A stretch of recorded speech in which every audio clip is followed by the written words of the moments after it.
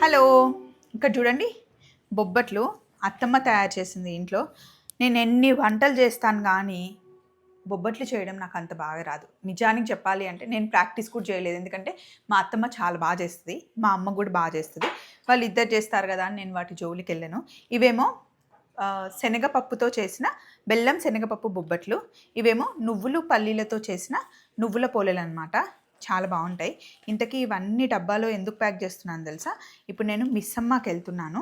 అక్కడ దిలీప్ గారు, అలేఖ్య అండ్ అలాగే పాపాయి వస్తుంది. ఈరోజు మదీనాగూడ బ్రాంచ్ ఫస్ట్ యానివర్సరీ అనమాట. అక్కడ కలవబోతున్నాము. ఇవన్నీ ప్యాక్ చేస్తున్నా వాళ్ళ కోసం. అండ్ ఇది ఇంట్లో కాచిన నెయ్యి అనమాట. ప్యూర్‌గా మన ఇంట్లో తయారు చేసింది. వీటికి కాంబినేషన్ బాగుంటుంది కదా, వేసేస్తున్నా. వాళ్ళు మంచిగా ఎంజాయ్ చేస్తారు. దిలీప్ గారు ఎప్పుడూ అడుగుతూ ఉంటారు చేపల పులుసు కావాలంట. నేను చేపల పులుసు కూడా చేసి తీసుకెళ్ళాలన్నమాట. ఫ్రెండ్స్ కోసం ఆ మాత్రం చేయాలి కదా. సో ఇది ఈరోజు మా ప్రోగ్రామ్. ఇంతకీ మీ బ్రేక్ఫాస్ట్ అయిందా?